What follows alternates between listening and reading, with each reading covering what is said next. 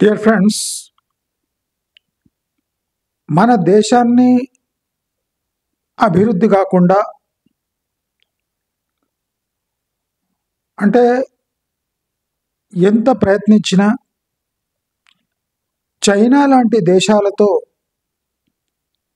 పోటీ పడకుండా చేస్తున్న ఏకైక దరిద్రమైన కమ్యూనిటీ అదే ఫార్మర్ కమ్యూనిటీ, అంటే రైతులు. ఈ రైతులు మన దేశానికి అంటే పట్టిన ఒక వ్యాధి. నేను ఈ మాట ఎందుకు అంటున్నా అని మీరు అడిగితే, రైతులు ఈ పనికి మాలిన రైతులు. దీంట్లో వ్యత్యాసం నక్కకు నాగలోకానికంతా ఉంది. రైతులెవరు, పనికి మాలిన రైతులెవరు? ఈ డివిజన్ చేయకుంటే మన ఇరు రాష్ట్రాలైన ఆంధ్రప్రదేశ్, తెలంగాణ ఇక కోలుకో. నేను చాలా స్పష్టతతో చెప్తున్నా, రైతులు, పనికి మాలిన రైతులు, ఈ ఇద్దరి మధ్యలో డిఫరెన్స్ కనిపెట్టి చర్యలు తీసుకోకుంటే తెలంగాణ బాగుపడదు, చంద్రబాబు నాయుడు పాలిస్తున్న ఆంధ్రప్రదేశ్ కూడా బాగుపడదు. మనము ఈ అంటే ఫార్మర్స్ కానీ రైతులకు ఇవ్వవలసిన ప్రాధాన్యత కంటే చాలా ఎక్కువ ఇస్తున్నాం. రైతు అనేవాడు బై ప్రొఫెషన్ పంటలు పండించేవాడు. వాడు పండించి ఫలసాయాన్ని అమ్ముకుంటాడు. వాడు సమాజానికి దానం చేయడు. వాడు దాత కాదు. వాడు ఒక పండించి అమ్ముకునే వ్యాపారవేత్త. ఈ సానుభూతి కారణంగా ఓట్లు దండుకోవాలని వీడిని దేవుడితో సమానం అన్నదాత అనే ఒక ట్యాగ్ ఇచ్చి వాడిని నెత్తి మీద కూర్చోబెట్టుకున్నాం. ఈ నెత్తి పేనుగా మారి మొత్తం తలంతా ఇప్పుడు కొరిగేస్తుంది. దేశం అభివృద్ధి కాకుండా చూస్తున్నాడు అంటే ఈ రైతు మాత్రమే. నిరుద్యోగులు మన దేశానికి ఒక భారమైన వాళ్ళు శాపం మాత్రం కాదు. నేను ఒక్కొక్క మాట చెప్తున్నది బాగా ఆలోచించి చెప్తున్నా. నిరుద్యోగులు దేశానికి భారమైన ప్రమాదకర వ్యక్తులు మాత్రం కాదు. ఎండమావులు వచ్చినా, తుఫాన్లు వచ్చినా, ఎండలు బీభత్సంగా ఉన్నా, ఆకలైతున్నా, రోడ్డు మీద పడ్డా, యాచిస్తున్న నిరుద్యోగులను ఎవ్వరూ పట్టించుకోరు. అంటే వాడు చస్తున్నా వాడిని పట్టించుకున్న దాఖలాలు లేవు. ఎందుకు? నిరుద్యోగులు బలమైన ఓటు బ్యాంకు కాదు కాబట్టి. బలమైన ఓటు బ్యాంకు కాదు కాబట్టి, వాళ్ళు చెల్లాచెదురుగా ఉన్నారు కాబట్టి. అదే ఈ రైతు మనం కన్సిడర్ చేస్తే, వాడు ఒక భూ యజమాని. రైతు అనేవాడు ఒక భూమికి యజమాని. నిరుద్యోగి అంటే కనీసం బతకడానికి ఉద్యోగం లేనివాడు. తాత్పర్యం చెప్తున్నా. రైతు అంటే భూమికి యజమాని. అయితే ప్రభుత్వాలు ఎవరిని హక్కులను చేర్చుకొని ఆదరించాలి, సహాయం చేయాలి అంటే నిరుద్యోగులను. మన దేశ దౌర్భాగ్యం ఏమంటే ఈ దరిద్రపు కొట్టు రైతులను ప్రభుత్వం నంబర్ 1 ప్రయారిటీ ఇస్తుంది. కనుకనే మన దేశం ఇలా తగలెడుతుంది. ప్రభుత్వాలు ఎవరికి ఫస్ట్ ప్రిఫరెన్స్ ఇవ్వాలి? నిరుద్యోగులకు ఫస్ట్ ప్రిఫరెన్స్. ఇంకా ఎవరికి ఇవ్వాలి? ఎడ్యుకేటెడ్ నిరుద్యోగులకు. ఎందుకంటే అపార్ట్ ఫ్రమ్ బీయింగ్ ఎడ్యుకేటెడ్ అంటే ఎడ్యుకేషన్ అనేది ఒకటి ప్రీ రిక్విజిట్ కనుక ప్రభుత్వం గోల్ కూడా అక్షరాస్యత ఉండాలి. కనుక అక్షరాస్యులైన వాళ్ళు నిరుద్యోగులుగా మారుతుంటే అది పెద్ద శాపం. అక్షరాస్యత లేకున్నా నిరుద్యోగులుగా ఉన్నారు అంటే వాళ్లకు అంటే అక్షరాస్యత లేదు కాబట్టే నిరుద్యోగులుగా ఉన్నారు. ఇంకో చోట అక్షరాస్యత ఉంది కానీ నిరుద్యోగులుగా ఉన్నారు. 2 రకమైన నిరుద్యోగాలు ఉన్నాయి. అక్షరాస్యత లేని నిరుద్యోగుడు ఎలాంటి పనికైనా సిద్ధపడతాడు. అక్షరాస్యులైన నిరుద్యోగులు అన్ని రకమైన పనులు చేయడంలో ఆసక్తి చూపరు. ఎందుకంటే వాళ్ళు తమ 30-40% జీవితాన్ని అంటే ఆ ఎడ్యుకేషన్పై భారం వేసి దానిపై నమ్మకం ఉంచుకొని చదువుకున్నారు కనుక. అయితే మనం వీళ్ళిద్దరిని పక్కన పెట్టి రైతులను నెత్తికెత్తుకుంటే భారతదేశం 50 కాదు 100 ఏళ్ళైనా ఇలాంటి ప్రభుత్వాలు వస్తూనే ఉంటాయి, పోతూనే ఉంటాయి. సామాన్య ప్రజలకు, నిరుద్యోగులకు, మిడిల్ క్లాస్ వాళ్లకు, బిజినెస్ మెన్కి అంటే రైతు కానివాడికి ఇక దేశంలో ఎలాంటి స్థానాలు ఉండవు.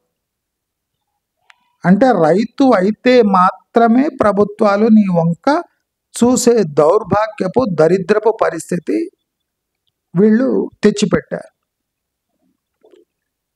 అసలు రైతు నైపుణ్యం గల రైత. నేను అందుకోసం అన్నా రైతులు పనికి మాలిన రైతుల మధ్య మనం ఆ గ్యాప్ని స్టడీ చేసి పక్కన పెట్టకపోతే అంటే రైతుగా మిగలకుండా పనికి మాలిన రైతుగా బతకడమే బెటర్ అని రేపు చాలా మంది పనికి మాలిన రైతుగా మారటంలో ఆశ్చర్యం ఏం లేదు. రైతు బంధులు, రైతు భరోసాలు, ఈ పిఎం సమ్మాన్ యోజనలు అంటే కేసీఆర్ని చూసి మోదీ వాత పెట్టుకున్నాడు. ఎకరానికి ఇన్పుట్ సబ్సిడీ. కేసీఆర్ ఏం తప్పు చేసిండో అదే తప్పు నరేంద్ర మోదీ చేసిండు. Without proper verification and justification ఎకరా పొలం ఉంది కదా అని దానిపై డబ్బులు ఇవ్వటం మూర్ఖత్వము, ఇల్లీగల్. అంటే నీ పొలిటికల్ జస్టిఫికేషన్ కోసం ఒక ట్యాక్స్ పేయర్స్ మనీని నీవు ఎలక్షన్స్లో గెలవడానికి విచ్చలవిడిగా యూజ్ చేసుకునే ఫార్ములా కేసీఆర్ దగ్గర నుంచి మోదీ దొంగలించాడు. ఇప్పుడు మన రాష్ట్రాల్లో రైతు భరోసా, పిఎం భరోసా 2 భరోసా. ఒకే వ్యక్తికి ఒకే రకమైన సబ్సిడీ 2 టైంలు ఎందుకు ఇవ్వాలి అనే ప్రశ్న ఇప్పటి వరకు ఎవ్వరు వేస్తలేరు. ఒకే ఎకరానికి 2 ఇన్పుట్ సబ్సిడీలు ఎందుకు ఇవ్వాలి అంటే ఇది ఫ్రాడ్ కింద వస్తుంది. దక్కిన సబ్సిడీనే మరలా దక్కటం. నేనేమంటున్నా అంటే ఈ రైతుల దగ్గర ఏముంది గనక, ఏమీ లేదు గనక మీరు వీళ్లకు ఇచ్చి పుచ్చుకుంటున్నారు. వీడిని అన్నదాత అని పెద్ద టైటిల్ ఇచ్చి మీరు సన్మానించడంలో ఆంతర్యం ఏముంది? అసలు రైతు అన్నదాతన? దాత ఏంది? అమ్ముక దాస్తుంటే వాడు అమ్ముక తింటున్నాడు, వాడు దానం చేస్తలేడు, పెద్ద దాత కాదు వాడు. వాడు భూమి ఉండి ఆ భూమిని ఎలా సాగు చేయాలి అనే తెలియక దౌర్భాగ్య స్థితిలో ఉంటే వాడు ఏ పంటనేయాలో ఏ పంటనేయొద్దో అనే అంటే డిస్క్రిషన్ లేకుండా పంటలేసి నాశనం అవుతుంటే, అంటే రైతుకు తన ప్రొఫెషన్ పట్ల అవగాహన లేదు,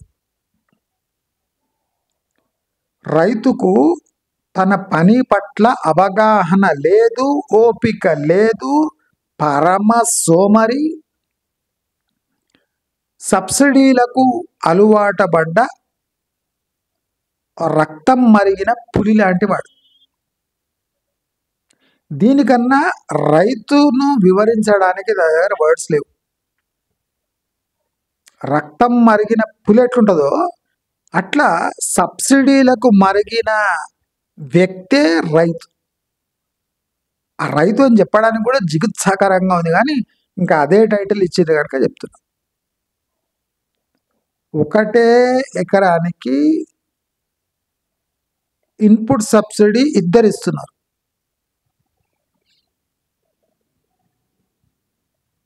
అంటే పంట డబల్ పండుతుందా? పండించేది ఒకటే పంట, సంవత్సరానికి 2 సార్లు. ఇన్పుట్ సబ్సిడీ 4 సార్లు. 2 సార్లు పండించే పంటకు 4 ఇన్పుట్ సబ్సిడీలు. ఇది లాలూ ప్రసాద్ యాదవ్ చేసిన ఫాడర్ స్కామ్ కన్నా ఘోరమైన స్కామ్. నేను చాలా స్పష్టతతో చెప్తున్నా, రైతులు కష్టజీవులు అని మనమే టైటిల్ ఇస్తున్నాం, కానీ 80 నుంచి 90% రైతులు పనికి మాలిన జీవులు, బుద్ధి లేని సన్నాసులు, సోమరి పోతులు, సబ్సిడీల కోసం ముక్కల కోసం ఆశపడే, ఇంకా నేను ఆ వర్డ్ యూజ్ చేయలేను. ఒక రైతు ఏమి త్యాగం చేస్తున్నాడు గనక మనము ఆయనను అంతరెత్తి మీద ఎక్కించుకోవాలి. ఇతర ప్రజానికం ఏమి బాగుపడుతున్నారు గనక వాళ్ళని విడిచిపెట్టి రైతులపై ఈ ప్రేమ ప్రభుత్వాలు వెదజల్లుతున్నాయి.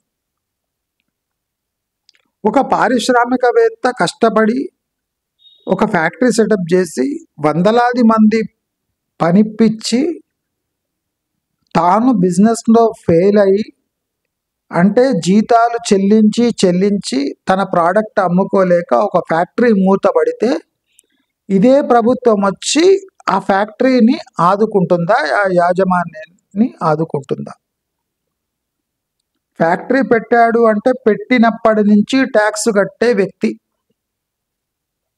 మరి పనికి మాలిన రైతులు రూపాయి ట్యాక్స్ కట్టకుండా ప్రభుత్వ ట్యాక్సులను జుర్రేసి నాకేసి నమిలేసి బావురుమంటూ అసలు ఒక గింజ వేయని రైతుకు కూడా ఎకరానికి 2 సార్లు ఇన్పుట్ సబ్సిడీ, ఒక పంటకు 2 పంటలకు 4 ఇన్పుట్ సబ్సిడీలు. అంటే గింజేమో తెలియని రైతుకు కూడా సంవత్సరానికి 4 సార్లు సబ్సిడీ. దీన్ని ఫ్రాడ్ అనక ఇంకేమనాలి? పోనీ ఇంత తప్పుగా తింటున్న రైతులు దేశానికి ఏమన్నా ఉద్ధరిస్తున్నాడా అంటే ఎప్పుడు చూసినా ఏడుపు ముఖాలే, కక్కుర్తి ముఖాలే. మిర్చి 300 పోయినప్పుడు మేమెందుకు తక్కువ ఇవ్వాలి? దళారులు మమ్మల్ని దోచుకుంటున్నారు, 270 రూపాయలకు కిలో కొంటున్నారు, 30 రూపాయలు నష్టపోతున్నాం అన్న అదే రైతు 70 రూపాయలు అయితే, డిమాండ్ సప్లై వల్ల 70 రూపాయలు మిర్చి అయితే మాకు గిట్టుబాటు కావటం లేదు, ఆత్మహత్య చేసుకోవాలి. మరి నీకు 300 రూపాయలు మిర్చి అయినప్పుడు సామాన్య ప్రజలు ఎలా కొనుక్కొని ఎలా తిన్నారు అనే ఆలోచన లేని రైతు, తనకు లాభం అవుతుంది అని విర్రవీగిన రైతు, అప్పుడు డిమాండ్ సప్లై అర్థమైన రైతు అదే మిర్చి 70 రూపాయలు అయితే గగ్గోలు ఎందుకు పెట్టాలి? It is part of business కదా. ఇప్పుడు ఒకడు ఒక వస్తువు 100 రూపాయలకు అమ్ముతుంటాడు, చుట్టుముట్టు షాపులు లేవు. అక్కడ ఒక 2 షాపులు ఆ షాప్ పక్కన వెలుస్తాయి. ఒకడు 90 రూపాయలకు అమ్మడానికి సిద్ధపడతాడు. అప్పుడు ఈ మొదటి షాపు ఆయన ఏం చేస్తాడు? వాడు 90 రూపాయలకు అమ్ముతాడు కనుక నేను 85 రూపాయలకు అమ్ముతా, ఎందుకంటే షాపు నడవాలి కనుక. అంటే గవర్నమెంట్ సబ్సిడీ లేదు, గవర్నమెంట్ సహాయం లేదు, ప్యూర్ డిమాండ్ సప్లైని అర్థం చేసుకొని ఒక వ్యాపారం చేసేవాడు తమ ధరను తగ్గించి అమ్ముతాడు. వాడు ఆ గూడ్స్ దాత కాదు,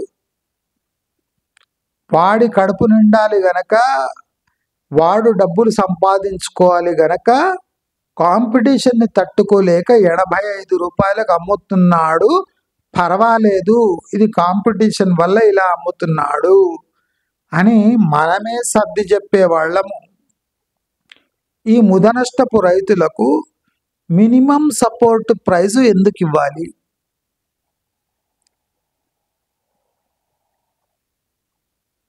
ఒక వ్యాపారం చేసేవాడు వాడినో లేని సద్గుణాలు ఈ రైతుకి ఏమున్నాయి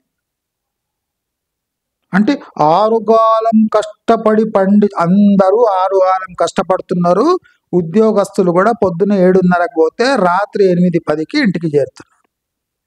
ఈ ముదనష్టపు రైతు మాత్రమే ఆరుగాలం కష్టపడి పండించడం లేదు. ఒక్కసారి నాటేసిందంటే ఆ చుట్టుముట్టు తిరుగుతూ ఉంటాడు, గొంగడేసుకొని పండుకొని కలుసి తాగి గట్క తిని మంచి వండుకొని ఆ కాపాలా కాస్తుంటాడు. ఒక రైతు 3 నెలల పంటకు ఫస్ట్ 10 రోజులు, లాస్ట్ 10 రోజులు మధ్యలంతా కాపు కాయటం, వాచ్మ్యాన్. దీనికి ఆరుగాలం కష్టపడి పండించిన ధాన్యంతో మనమందరం బతుకుతున్నాడు, వాడొక రైతు, వాడొక అన్నదాత అని పిచ్చి పిచ్చి టైటిల్ ఇవ్వకండి, పుచ్చరేగిపోతుంది.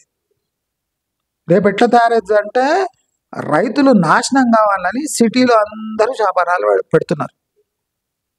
రైతులు నాశనం కావాలి, రోడ్లు లేవు, నీళ్లు లేవు,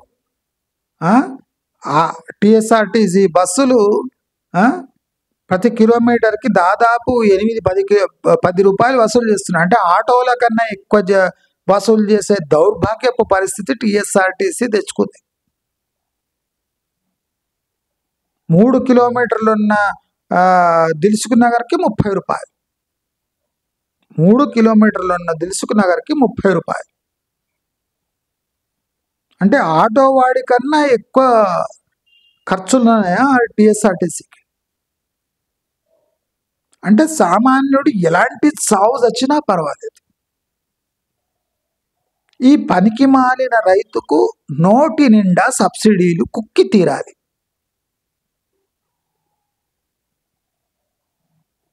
గగ్గోలు పెడుతున్న ఏడుస్తున్న రైతు చేతిలో 20,000 సెల్ ఫోన్ ఉంది.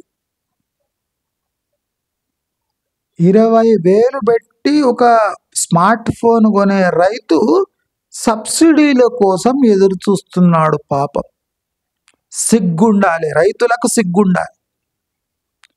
మన ఇరు రాష్ట్రాల్లో సిగ్గులేని రైతులే 95% ఉన్నారు గనక వాళ్ళ ఓట్లు వీళ్ళకి కావాలి గనక వీళ్ళ కథ నడుస్తుంది.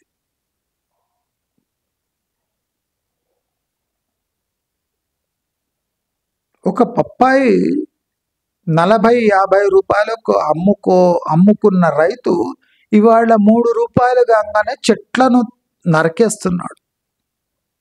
అంటే సంవత్సరమంతా ఏ చెట్లు నీకు అన్నం పెట్టాయో, సంవత్సరమంతా నీ జన్మలో 5-10 ఏళ్ల నుంచి ఏ పప్పాయి చెట్టు నిన్ను కంటికి రెప్పలా కూడుబెట్టి సాకుతుందో, ఒక సంవత్సరం దాని రేటు లేదు అని తెలవంగానే నిర్దాక్షిణ్యంగా వేటకొడవలు తీసుకొని ఆ పంటను నరికి పారేసే రైతు మనిషేనా అని అడుగుతున్నా.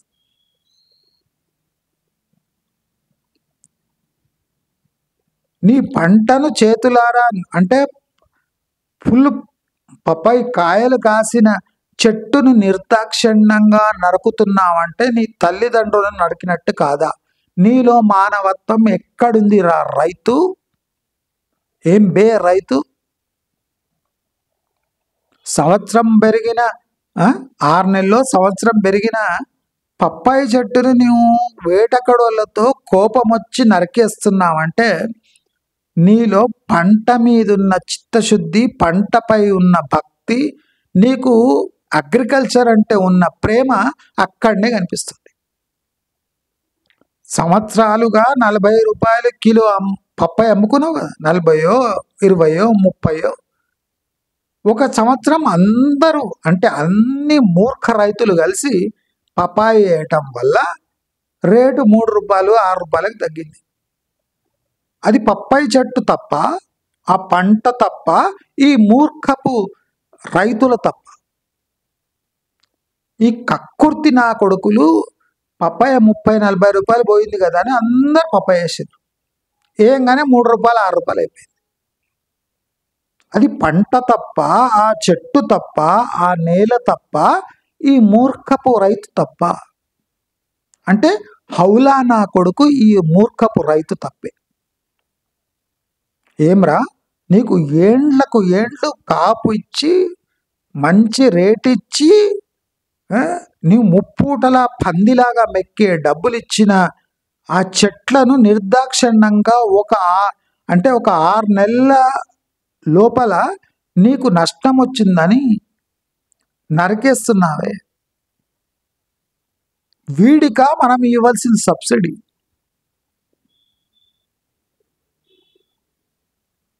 అదే ఒక బర్రె ఆవో ఉండే అనుకోండి, పాల రేటు వస్తలేదని చాలా మంది కబేళాల కమ్మేస్తారు. ఈ పప్పాయి చెట్టును నరికినట్టు ఒక బర్రెను, గేదెను, ఆవును, ఎద్దును నరకేగలవా?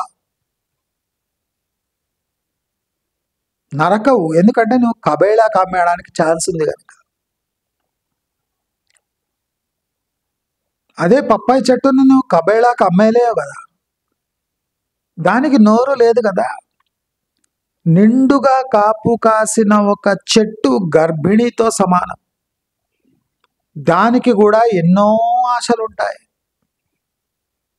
నేను పండించిన పంటకు అది టైముకు సరైన టైముకు కోతకు గురై అమ్ముకుంటే అది కూడా సంతోషపడుతుంది. కానీ ఈ దరిద్రపు గొట్టు రైతులు తమ షార్ట్ టెంపర్కి గురై, అంటే వ్యవసాయంపై భక్తి లేక భుక్తి కోసం వ్యవసాయాన్ని ఎంచుకొని ఆ పంటను నరికేశారంటే వీళ్లకు మనం సబ్సిడీ ఇవ్వవలసిన అవసరం ఉందా?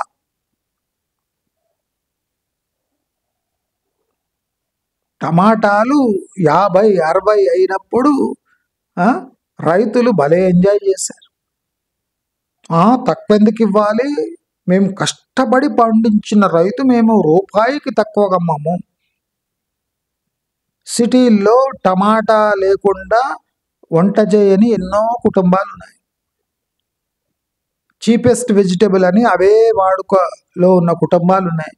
వాళ్ళు ఒక నెల 2 నెలల టమాటాలు ముట్టుకోలేని ధరలుంటే వీళ్ళు ఏడుస్తుంటే అప్పుడు రైతులు నవ్వారు కదా. మరి మన సబ్సిడీలు ఈ ముదనష్టపు రైతులకు ఎందుకు ఇవ్వాలి? టమాటాలు రూపాయి 2 రూపాయలు అయినాయని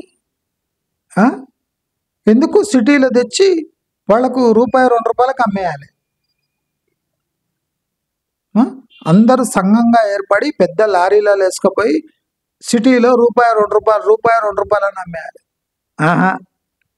బర్రెలకు గేదెలకు టమాటాలు విడిచిపెడతారు కానీ సిటీ వాళ్లకు మాత్రం తక్కువలో అమ్మారు.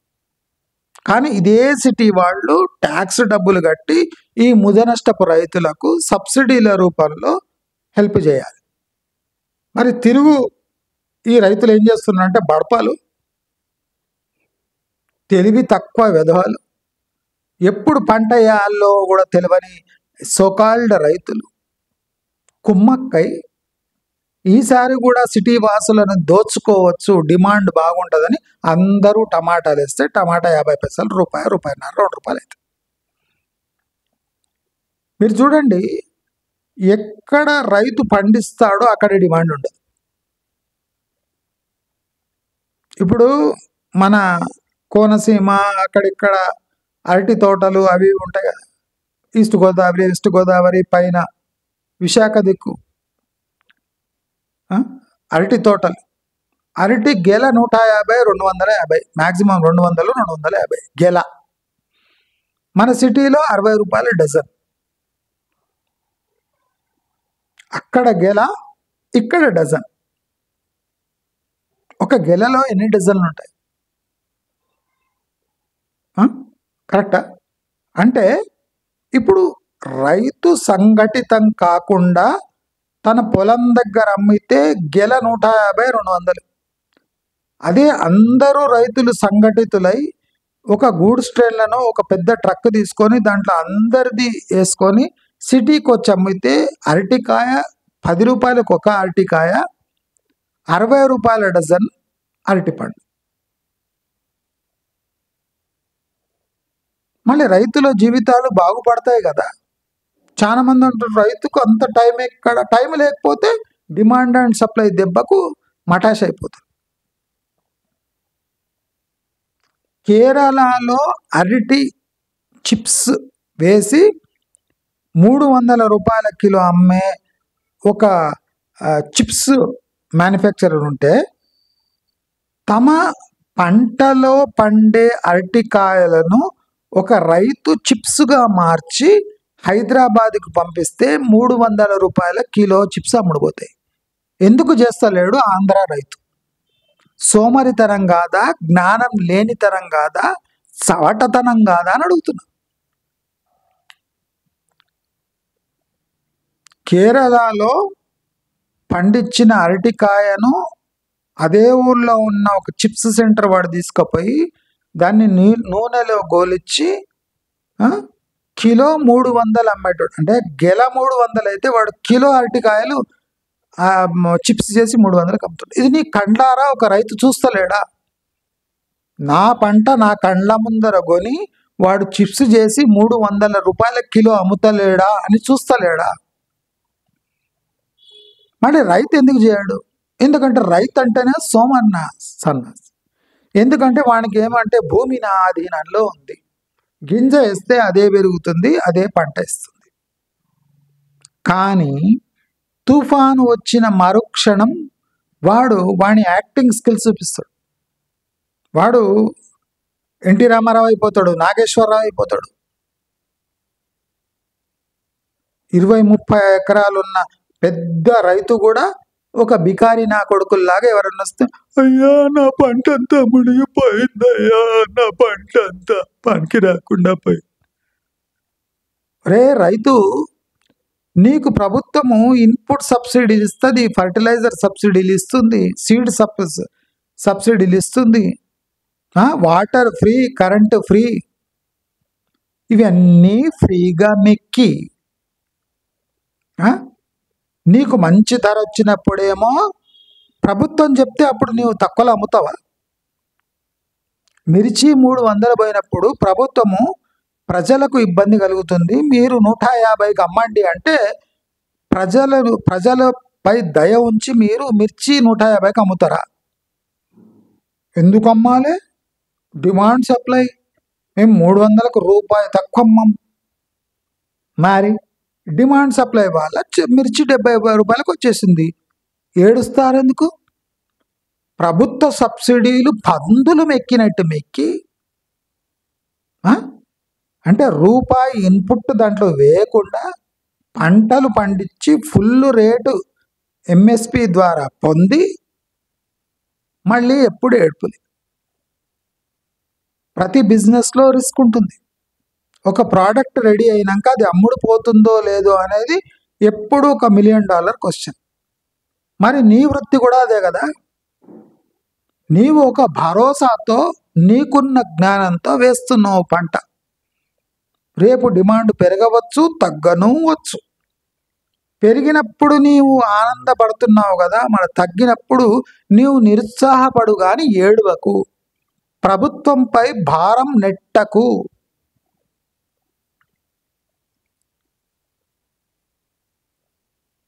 నీవు ఏడ్చినంత మాత్రాన ప్రభుత్వాలు కరగవు.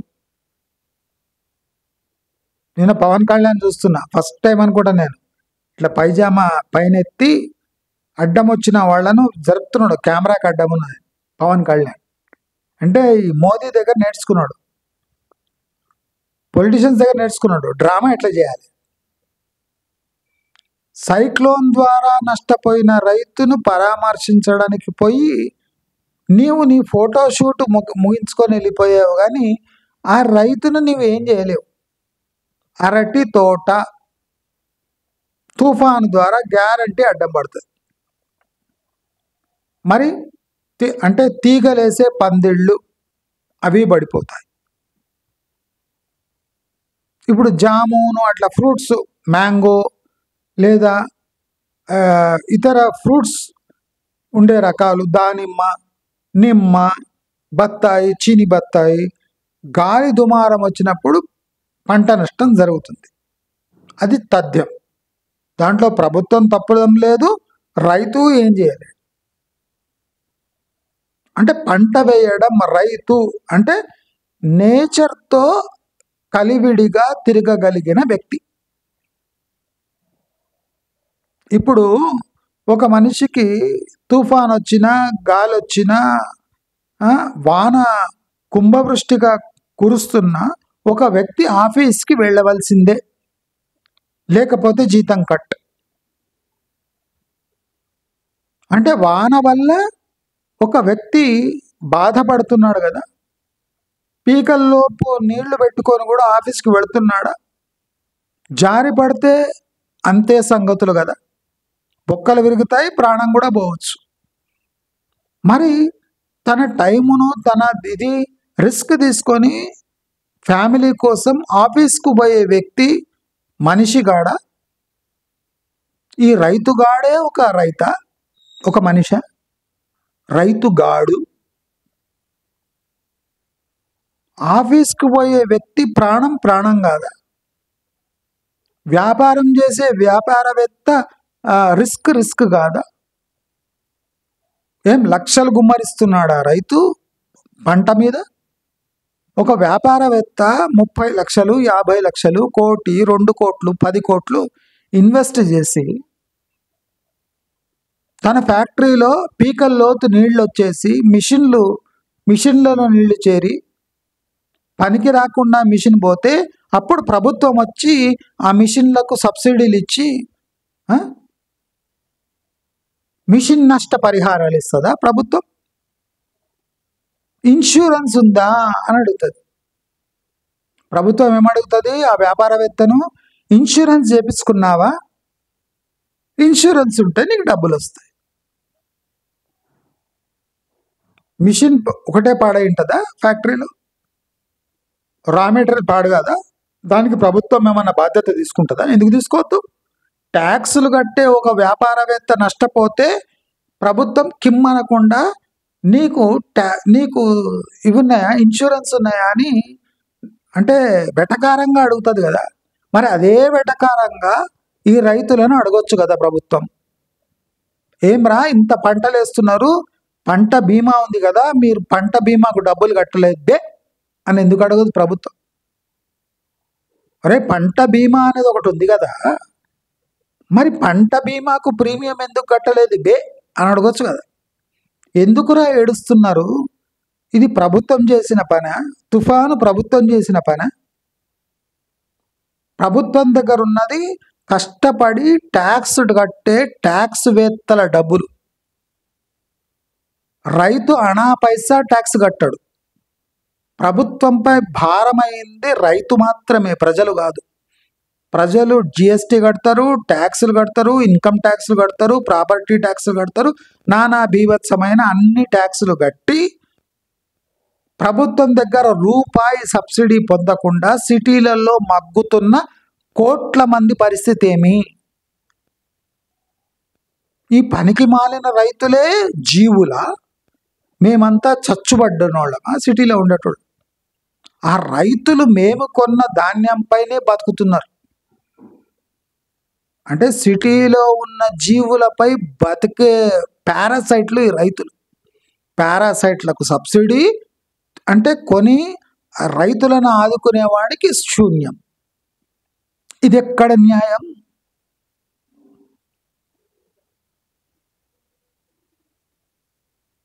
సిటీలో బతకడానికి కరెంట్ ఎంత అవసరమో ఊళ్ళల్లో బతకడానికి దానికన్నా తక్కువ అవసరం. సిటీలలో బతకాలి అంటే ఫ్యాన్లు నడవాలి, హీటర్లు నడవాలి, రాంగన లైట్లు ఉండాలి. అంటే సిటీకి కొన్ని కొన్ని నిబంధనలు ఉన్నాయి. అవి లేకుండా మనిషి బతకలేడు. దానికి తగ్గినంత ట్యాక్స్ కడుతున్నాడు ఒక పట్టణవాసి. మన రైతు వానికి కరెంటు అవసరం ఎక్కడి వరకు? పంపు సెట్ల వరకే. అది ఎట్లాగో ఫ్రీగా ఇస్తున్నారు, అవునా? అంటే కరెంటు ఇంపార్టెన్స్ అర్బన్లో ఎంత ఉంటుంది, రూరల్లో ఎంత ఉంటుంది. అక్కడ కూడా వాళ్ళకి ఫ్రీ కరెంట్. ఇక్కడ ఏం సబ్సిడీలు ఉన్నాయి? సిటీ వాడు కరెంటు పైనే బతుకుతాడు, కరెంటులోనే చస్తాడు కదా. మరి వానికి సబ్సిడీ ఎందుకు ఇవ్వద్దు? ఎందుకు ఇవ్వద్దు? ఈ పనికి మాలిన రైతుకు ఆల్రెడీ రైతు బంధు, రైతు భరోసా, పిఎం సహాయ నిధి, ఫ్రీ వాటరు, ఫ్రీ కరెంటు, సబ్సిడీపై ఫర్టిలైజర్లు అన్నీ సబ్సిడీపై ఇచ్చినప్పుడు సోలార్ సబ్సిడీ, పంప్సెట్ సబ్సిడీ, ట్రాక్టర్పై సబ్సిడీ, భూమిపై రుణము,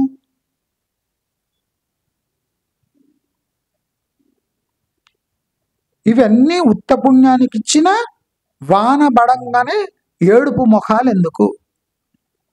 ఇటు part and parcel of business కదా ఇది, అవునా కదా? ఒక రైతు అంటే ఒక వాన పడ్డా నష్టపోతాము, లేదా పంట మంచికొస్తే ఆనందిస్తాం.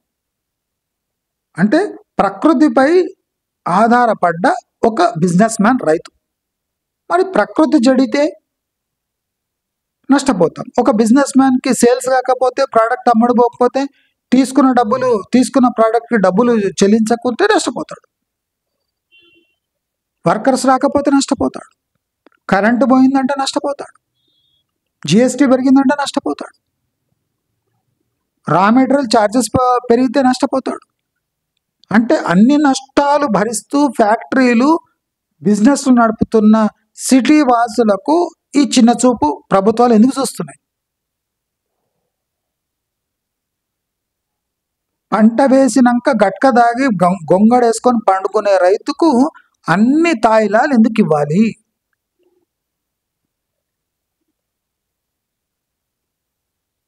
చెప్తూనే ఉన్నది, ఈ తుఫాను వస్తుంది అని హెచ్చరిస్తూనే ఉన్నారు. ఒక 3-4 రోజుల ముందు నుంచే హెచ్చరిస్తున్నారు. మరి రోడ్డు మీద ఒడ్లు ఆరబెట్టుకోవడానికి పెట్టిండంట. వాన సడన్గా వచ్చి వాళ్ళ ఒడ్లన్నీ తడిచిపోయినాయంట. ఇప్పుడు ప్రభుత్వమే ఆదుకోవాలన్నట. రోడ్లు మీ ఇళ్ళ, మీ కళ్ళమా? చేతిలో 20,000 సెల్ ఫోన్ పెట్టుకొని అక్కడ ఇండికేషన్ ఇస్తూనే ఉంటుంది, క్లౌడీ వెదర్, వానలు పడవచ్చు, తుఫాన్ వస్తుంది ఆంధ్రాలో అంటే. ఆంధ్రాలో తుఫాన్ వస్తుంది అంటే అది చంద్రబాబు నాయుడు ఇంటి వరకు వచ్చి వాపసు వెళ్ళిపోతుందా, లేదా పవన్ కళ్యాణ్ ఇంటి వరకు వచ్చి వాపసు వెళ్ళిపోతుందా? తుఫాను ఎక్కడైనా రావచ్చు, ప్రెసిడెంట్ ఇల్లు మీద, ప్రైమ్ మినిస్టర్ ఇల్లు మీద ఎక్కడైనా వాన పడవచ్చు. వానకు అక్కడ వాడు వీడు అని లేదు, ఈ పంట ఆ పంట అని లేదు, ఈ ఇల్లు ఆ ఇల్లు అని లేదు, దేన్నైనా ముంచెత్తుతుంది, ఏమైనా చేస్తుంది. మరి ఇలా చేసినప్పుడు ఈ రైతు దగ్గరనే ఎందుకు పోయి సానుభూతి తెలియజేయాలి?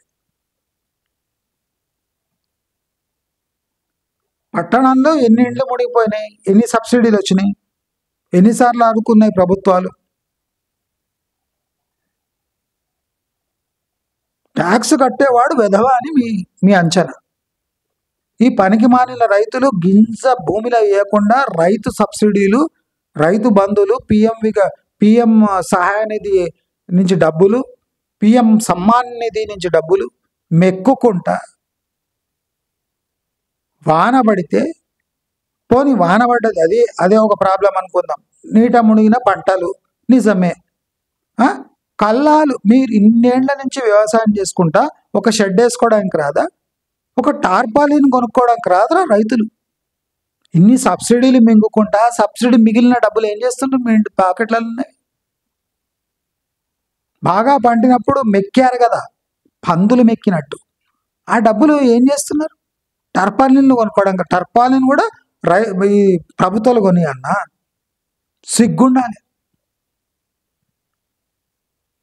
పంటలు ఎందుకు నరకే వేస్తున్నావు అంటే దళారులు వచ్చి పంట పొలం దగ్గర నుంచి కొనుక్కపోతలేదట.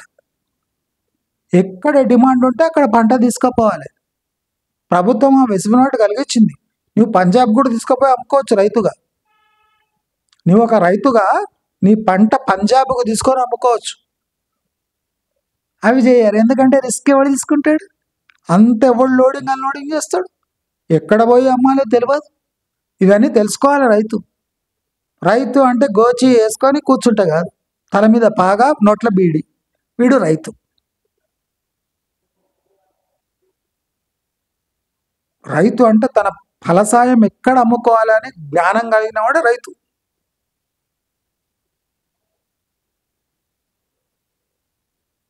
గింజేస్తే వానేస్తే పంటది, దాన్ని అమ్ముకుంటా ఇంటి కళ్ళానికి వచ్చి తీసుకుపోవాలి దళారు అంటే దళారు వస్తాడు, వానికి అవసరం ఉంటే లేకపోతే రాడు. దళారే. నువ్వు రైతు ఎట్లా అవుతావు, దళారే అవుతాడు. వాడి లాభం వాడు చూసుకుంటాడు. ప్రభుత్వం ఎప్పుడూ చెప్పింది రైతుగా మిగిలిపోవద్దు, వాడు కూడా ఒక దళారిలాగా కావాలి, వాడు ఒక అగ్రోనమిస్ట్ కావాలి, అగ్రికల్చరిస్ట్ కాకుండా వాడు ఒక ఇండస్ట్రీ తీసుకోవాలని ప్రభుత్వం ఎప్పుడో ఎంకరేజ్ చేసింది.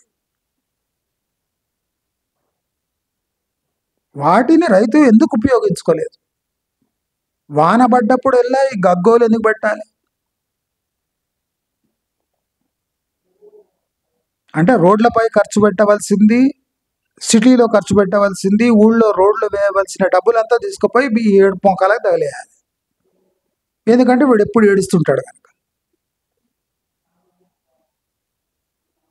దయచేసి ఇప్పుడైనా మన భారతదేశం కాకుండా మన 2 రాష్ట్రాలు మేల్కోవాలి.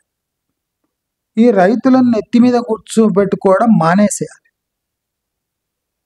దొరికిన సబ్సిడీలు 2 చేతులతో దండుకొని తిని పంట కూడా వేయకుండా నీళ్లు అంటే వాన పడితే అంటే పంట నష్ట పరిహారం తీసుకునే అంత దారుణమైన రైతులు వేలల్లో లక్షల్లో ఉన్నారు. అంటే పంట వేయకుండానే పంట నష్ట పరిహారం కూడా తీసుకునే రైతులు ఉన్నారు. రైతు పరిభాష మార్చవలసిందే. రైతు పరిభాష మార్చవలసిందే, లేకపోతే ఇరు రాష్ట్రాలు ఇంకో 50 ఏండ్లైనా పురోగతి చూడవు అని స్పష్టంగా చెప్తూ నమస్కారం.